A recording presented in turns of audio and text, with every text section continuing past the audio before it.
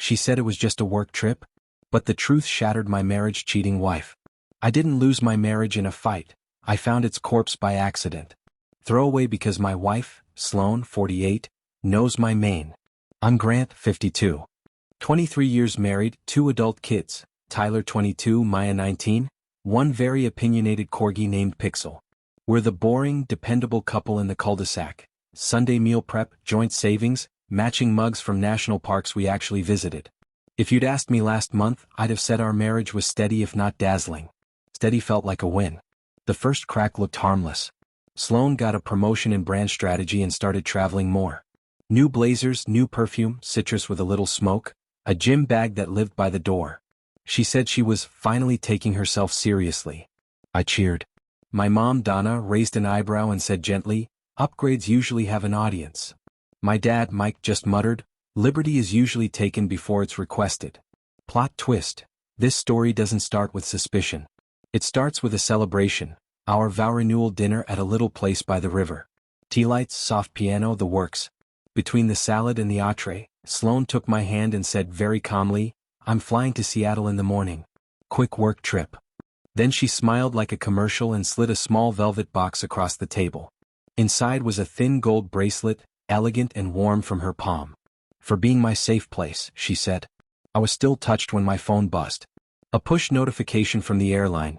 "We're sorry your SEA flight tomorrow was cancelled." Weird because I hadn't booked anything. I glanced at Sloan. She was stirring her tea, eyes glowing in the candlelight. Another buzz. Reminder, 8 p.m. dinner, Harbor House, confirmed for 2. Also weird, our family calendar was shared and I hadn't put that in. When I tapped the event, the location wasn't Seattle. It was the Harbor House Hotel, 15 minutes from our house. "Everything okay?" she asked, that silky, practiced tone she uses with clients who need reassurance. I said it was nothing and reached for the bracelet again, rolling it to read the tiny engraving inside. "S, for the night we finally exhaled. November 4th. November 4th. That date is one I keep on the top shelf of my mind. It was the night I was in the hospital with emergency appendicitis. Sloan held my hand, brought me iced chips, laughed about a vending machine that ate her dollar. "I never left," she'd said later, proud and a little tender. The engraving hummed like a quiet alarm in my ribs. I told myself it was a boutique jeweler flourish. People engrave poetic nonsense. We clinked glasses. She kissed me, not theatrical, just close and familiar, lips warm, breath sweet with mint. I let the kiss settle, but a small part of me watched the tea light tremble and thought, what else is flickering I haven't seen yet? When the check came, her phone flashed face down. One preview line slipped under the edge of the case before the screen dimmed.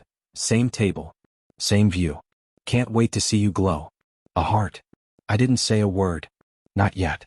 I just smiled, paid, and walked her to the car, counting my own breaths like they were steps across thin ice. That night I couldn't sleep.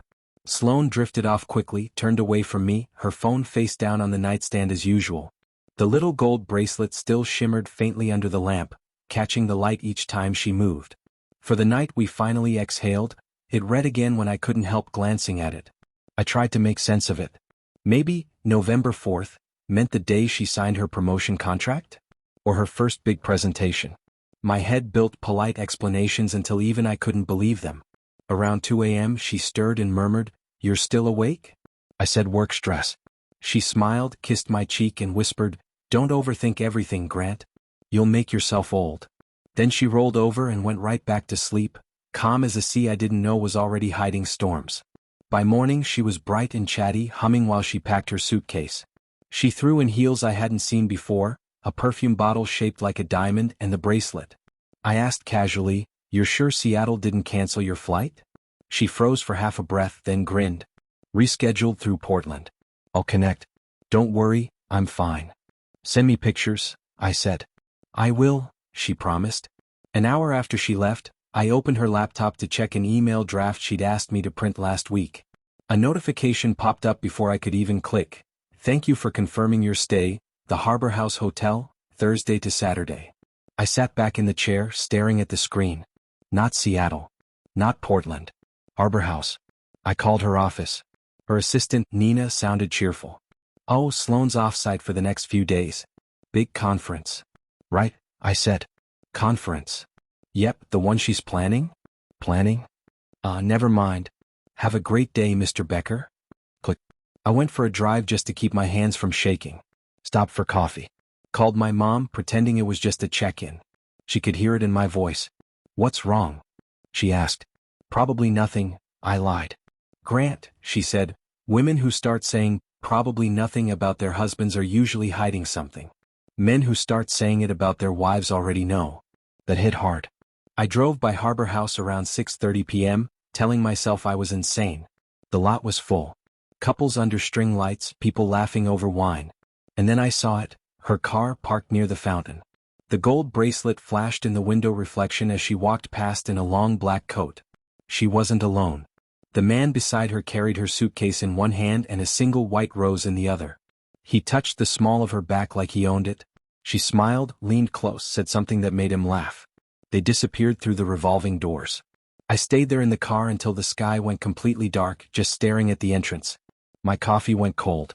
My hands wouldn't stop shaking. That night she texted me. Sloan, landed safe, red heart, miss you already?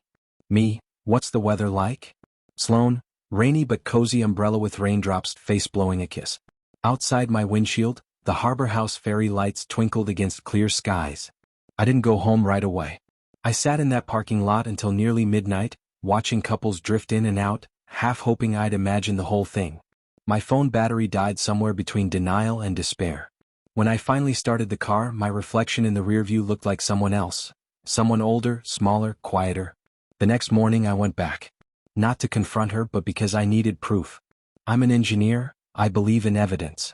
I parked 2 blocks down, ordered black coffee from a cafe across the street and waited. At 9:14 a.m. she appeared. Hair tied back, heels clicking on the pavement, her hand brushing the arm of the same man I'd seen last night. He was tall, maybe early 40s, expensive coat, easy confidence, the kind that comes from never worrying about consequences. They were laughing. He said something, she smacked his arm playfully, then he leaned in to kiss her. Not a shy kiss, not stolen. Familiar. Practiced. I took a picture through the cafe window. My hands didn't shake this time. Just one photo, blurred, distant, enough. At 9:26 she texted me. Sloan, morning love. Meetings all day. Wish you were here. I stared at that message until the words felt foreign. Then I texted back. Me, hope the conference goes well. She replied instantly. Sloan, it already is, winking face. That afternoon I printed the photo. I didn't even know why, maybe to remind myself this was real, that my imagination hadn't rewritten her smile. When she got home Sunday night she was glowing. Her skin looked sun-warmed, her laugh came easy. She kissed me at the door, said she'd missed me, and unpacked while telling stories about networking dinners and keynote speakers. I waited until she was folding laundry, then asked, how was Seattle? She smiled without looking up. Rainy. Productive. I'm exhausted. Did you stay at Harbor House? The way her hands froze mid-fold was so small it almost didn't register, but I saw it. What? The Harbor House Hotel. You got a receipt email by mistake. I must have mixed it up with your old reservation. Oh, that. She laughed too quickly. They accidentally booked my company under the wrong property name. You know how those systems glitch. You're sure it wasn't the one near the river? She looked me straight in the eye. Positive. I took the photo from my jacket pocket and set it on the table. That's strange, because they have really good lighting. Her face drained of color. For a moment, silence. Then a performance. She laughed, one note too high, too brittle. Grant, that's not me. That's ridiculous. The angle's awful. You can't even see clearly. It's you, Sloan. She shook her head. It's not. You're seeing what you want to see. I wish that were true, I said quietly. Her voice softened instantly, tears welling on cue. Grant, please don't do this. You've been so tense lately, so distant. I've been trying to make you happy. I got you that bracelet. You mean the one engraved with the date I was in the hospital? Her lips parted, but no sound came out. Then she whispered, you're scaring me. And somehow she said it like I was the one breaking her heart. I didn't yell. I just sat there watching her cycle through faces, shock, pity, offense, then something darker, a calculation behind the tears. You're making a huge mistake, she whispered finally. It was one dinner. Just dinner. With him? She nodded, shoulders trembling. Yes. A client. He's helping me with a campaign. I didn't tell you because I knew you'd overreact. I saw him kiss you. Her eyes darted, too quick, like she was flipping through lies in her head, picking one that would sound least insulting. It was a friendly kiss. Europeans do that, you know. He's from London. He has a Texas license plate, Sloane. Silence. Then, in a move so audacious it almost impressed me, she started crying, big, cinematic sobs. Fine. I shouldn't have let him get that close. It was stupid. But I swear to you nothing happened. Nothing? Nothing. I love you, Grant. You're my husband. You think I'd throw that away for some coworker? I don't think. I know. She dropped to her knees right there on the living room rug, clutching my hands. Please, please don't give up on us. I made a mistake, but I can fix it. I'll block him, I'll quit the project, I'll tell the truth, I said. Her tears slowed. I just did. No. The truth, Sloane. The look she gave me then, flat, cold, empty, told me everything her words hadn't. She stood up, smoothed her dress, and exhaled like an actor between takes. You really want me to say it? She asked. I want you to stop lying. Fine, she snapped. Yes, we were seeing each other. For a few months. But it's not what you think. It wasn't love. It was escape. I could feel my pulse in my teeth. Escape from what? From feeling invisible, she said bitterly. From being the one who holds everything together while you coast through life. You used to make me feel wanted. Lately, you just make me feel old. There it was, her anger, her defense, her rewritten history of our marriage. You're blaming me? I asked. I'm explaining. Explain why you had a fake flight booked, a hotel 15 minutes away, and a man waiting with a rose. Her eyes filled again. Because I didn't want to hurt you. That's not compassion, I said. That's cowardice. She flinched. You always think you're the good guy, don't you? Not anymore. She tried a new tactic, soft voice, trembling hands, that practiced vulnerability she wore like perfume. Grant, listen to me. It's over. It meant nothing. We can fix this. Please. I wanted to believe her. God help me, I wanted to. But then her phone buzzed on the table. The screen lit up. D, you made it home okay? I can still taste you. She lunged for it, but I was faster. Dinner, huh? I said quietly. And that was when the mask finally dropped. Her tears vanished, replaced by raw fury. You had no right to go through my phone. You had no right to burn our marriage down. For a long time we just stared at each other, the cheater and the fool who'd finally stopped pretending he didn't know. That night she slept in the guest room. I lay awake listening to the quiet, thinking how betrayal isn't loud, it's the sound of someone breathing beside you like nothing ever happened. By morning she was a different woman, calm, measured, the kind of quiet that usually means a plan. She brewed coffee, scrambled eggs, and smiled like she hadn't torn our life apart 12 hours earlier. Can we talk? She asked softly, setting a mug in front of me like a peace offering. I didn't touch it. She sat across from me, perfectly composed. I said things I didn't mean. You did too. We both made mistakes. We both? I asked. Because last I checked, only one of us was checking into hotels under fake cities. She sighed like a teacher dealing with a stubborn student. You always see everything in black and white. Marriage isn't math, Grant, it's feelings. I was lonely. Neglected. That doesn't make me evil. Just dishonest. Her tone sharpened. You think I'm the first woman who ever needed attention? My mother told me this happens to everyone. The smart ones move on and don't make a scene. That stopped me cold. Your mother knows? Sloane hesitated. She knows. I was unhappy. Unhappy enough to cheat? Probably. The apple didn't fall far from the tree. Her mom, Janet, had 3 divorces and a rotating cast of soulmates. Later that morning, Janet called me herself. Her voice was honey-sweet, the kind of fake comfort you use when you're really just defending your own reflection. Grant, honey, women sometimes wander emotionally. It doesn't mean she doesn't love you. Wander? I said. She booked a hotel, Janet. Then you should take her somewhere nicer. She snapped back and hung up. When I told my parents, the reactions couldn't have been more different. My mom, Diane, went silent for a full minute before saying quietly, I knew it. I saw the change in her eyes last Christmas. My dad, Frank, leaned back in his chair, folded his arms and muttered, You can't fix people who enjoy breaking things. That night, I went home to find Sloane in tears again. On her knees this time, mascara smeared, voice shaking. Please, Grant, don't tell anyone. My career, my family, it'll destroy everything. It already did, I said. She crawled closer, clutching my leg. I'll quit my job. I'll delete every contact. I'll do therapy, church, anything. I can't lose you. I almost caved. Almost. Until I noticed her phone lighting up behind her on the counter. Another message from D. This time, next weekend? Same room. I'll bring the bracelet you forgot.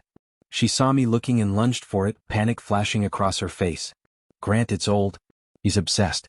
I told him to stop. Then why are you still wearing the bracelet? She froze, hands trembling. Because I wanted to remember what not to do. It was the most ridiculous sentence I'd ever heard. That night I didn't sleep. The next morning I made a quiet decision. No yelling, no chaos. I'd play it her way, calm, polite, patient. But while she kept spinning lies, I'd start collecting the truth. Because when you live with someone who's good at pretending, the best revenge isn't shouting. It's knowing everything before they realize you do. By the end of that week, I'd gone from heartbroken husband to silent investigator. I stopped arguing. I smiled when she lied. I let her think I was calming down. Meanwhile, I was documenting everything. I started small: credit card statements, email receipts, hotel points. She'd always insisted on managing our shared accounts because organization was her love language. Turns out, deceit was her second one. There it was in plain numbers: Harbor House, Golden Elm Inn, the Oaks Lodge. Different cities, same man's name on joint bookings. Sometimes she used her own card, sometimes her company's. Once, she even paid through a friend's Venmo labeled Team Dinner. Then came the photos, those that the cloud never forgets. I found an old iPad synced to her account. She'd forgotten to disable backup. Hidden in an album named Work Reels were pictures of wine glasses, candlelight, hotel robes, and one blurry mirror selfie of her holding her phone with his reflection behind her, shirtless. I stared at that one for a long time. Not because it was graphic, it wasn't, but because it was so casual. Like it wasn't a mistake at all. I printed it and tucked it in a folder I labeled proof. That weekend, she told me she was going to her mother's to talk and clear her head. I offered to drive her. She declined with a nervous laugh. Grant, it's fine. I need some space. After she left, I checked the car GPS. She never went near Janet's neighborhood. She went to a cabin 2 towns over, reserved under Mr. and Mrs. Douglas Ray. I didn't follow. Not that night. I'd already decided how this story would end, and it wasn't going to be with me begging for scraps of honesty. Instead, I called my friend Adam, who worked in IT and owed me a few favors. Within an hour, he'd set up access to her shared calendar, iCloud, and, most importantly, location data. Her phone pinged at that cabin all weekend. She came home late Sunday, smelling of perfume and campfire smoke, smiling like a woman returning from a yoga retreat. Feel better? I asked casually. She kissed my cheek. I really do. The next morning, I texted her mom. Did Sloan make it home safe from your place? Janet replied. What visit? Haven't seen her all week. That was the last piece I needed.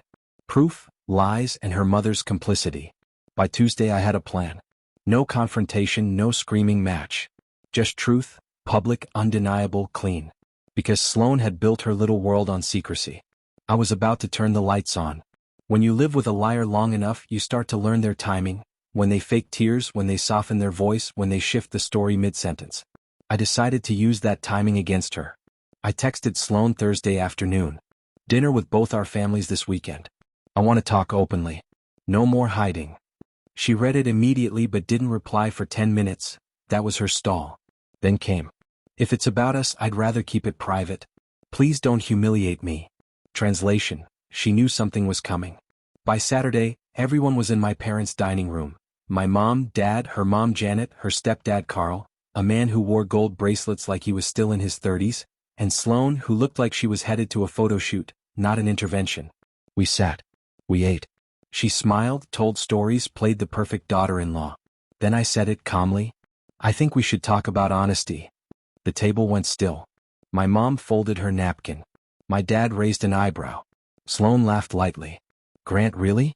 Family dinner isn't the time for therapy. It's the perfect time, I said, and slid the folder marked proof across the table. She didn't touch it at first. Just stared at it like it might bite. What's that? Everything, I said. Your hotel receipts, your photos, your GPS locations, and your texts with Douglas. Her smile cracked. You went through my private stuff? I stayed calm. I went through our marriage. This is what I found. Janet gasped. Grant, this is cruel. No, Mom, Sloan snapped, eyes sharp now. He's bluffing. It's Photoshop. I opened the folder myself, laid out the printouts. The mirror photo. the booking receipts. The message that read, "You make me forget he exists." Silence. Then my mother, soft-spoken, composed, said, "I raised my son to believe marriage means truth. You've made a mockery of that."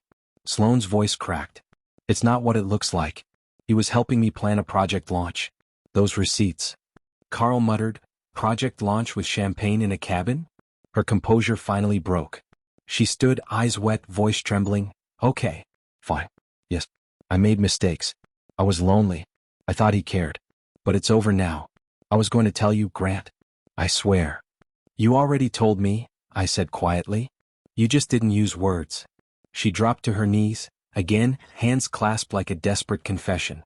"Please. Don't throw away 10 years over this. I'll quit my job. I'll make it right." My father leaned forward. "A person who lies this easily doesn't fix things. They just repaint them." Sloane's tears stopped cold. She stood up slowly, chin high. "You all think you're saints. You've never been tempted?" Janet's face flushed. "Sloane." Sloane's voice rose. "Don't pretend. You cheated on Carl before you married him. You told me. Maybe it runs in the family." The table went silent again, the kind of silence that ends illusions. My mom just looked at me and said, "I think you've done enough cleaning for one night." I nodded. "Dinner's over." Sloane stormed out, mascara streaked, heels clicking like gunshots down the hallway. And for the first time in months, I didn't chase her. I just sat back and breathed. Because the lies weren't my burden anymore, they were hers, and everyone finally saw them. The next morning, I woke up to silence. No coffee brewing, no hairdryer, no footsteps pacing the hallway. The house felt too clean, too still. She was gone.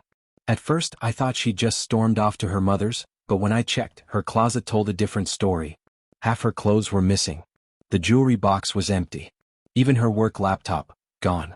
She'd packed in the night. By noon, my phone started lighting up like a pinball machine. First came the messages. "I can't believe you humiliated me in front of everyone. You had no right to expose me. You ruined my life, Grant. Are you happy now?" Then came the voicemails, sobbing, screaming, calm apologies, angry threats. A full rotation of emotions in 10-minute intervals. Her mom called next, voice sharp as glass. "Do you have any idea what you've done to my daughter? She can't even go to work now. People are talking. She's devastated." "She's devastated because people know the truth," I said. "That's not devastation, Janet. That's consequence." Janet hung up. 2 hours later, I got a text from an unknown number. "You think you're the victim? You'll regret crossing me." It was Douglas, her affair partner. Apparently, Sloane had told him I'd hacked her accounts and destroyed her career. He left a voicemail too, calm, almost smug, saying he was considering legal action for harassment. I didn't respond. My lawyer, a woman named Elise who'd seen more marital disasters than a therapist, told me exactly what to do. Stay silent, document everything, and let them implode on their own. Within a week, that's exactly what happened. Douglas's wife, yes, he was married, found out. She forwarded me screenshots from his phone that made my blood run cold. Turns out, Sloane wasn't his only secret either. There was another woman. Several, actually. When I sent those screenshots to Sloane, she didn't reply. Not a word.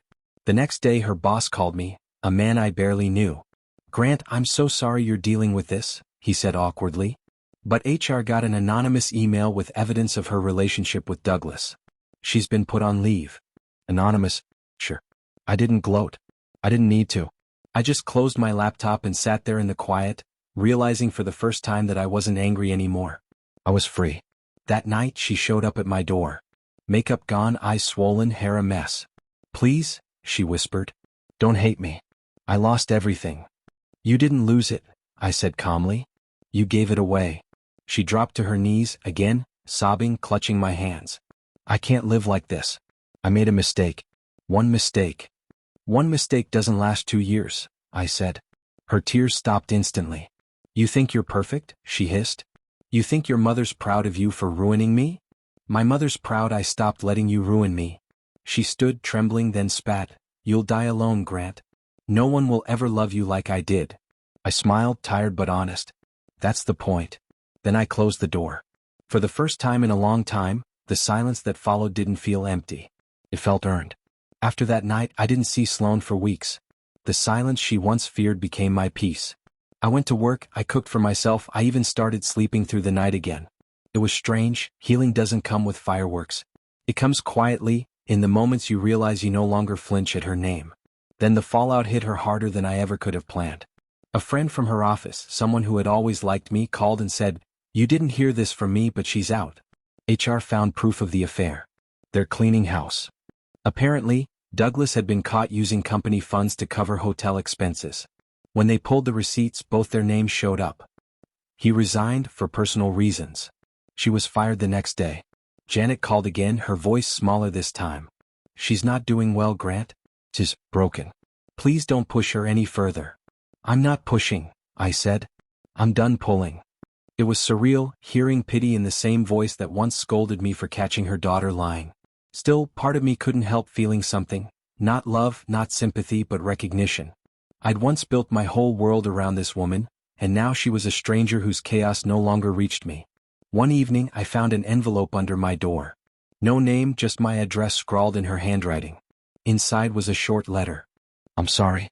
I know sorry doesn't fix what I broke. I told myself you were cold, distant, safe. But the truth is you were steady, and I didn't know how to love steady. I thought excitement was happiness. I was wrong. There was no begging this time, no promises, just regret." I folded the letter and set it in a drawer. I didn't burn it because it didn't deserve that much ceremony.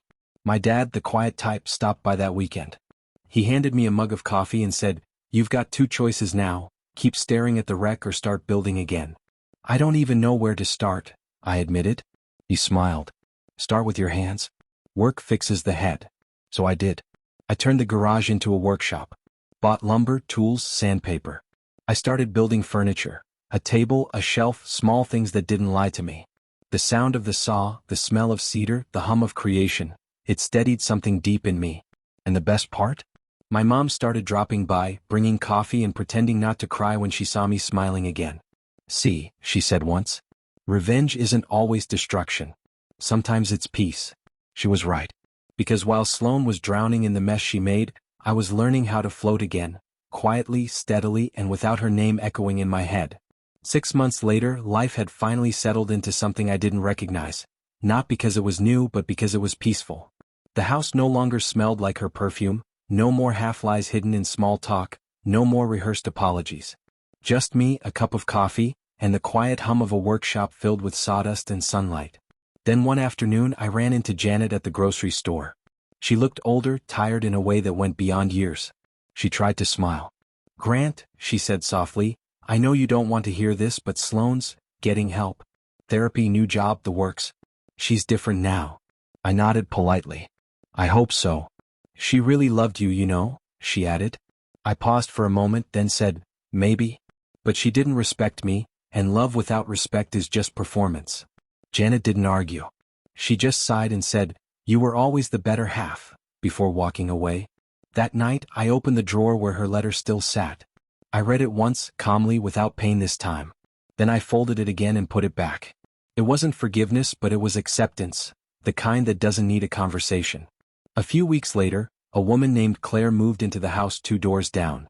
Divorced, mid-30s, kind eyes. I met her while fixing the fence between our yards. She laughed when I said I was not great at building relationships but decent at building things.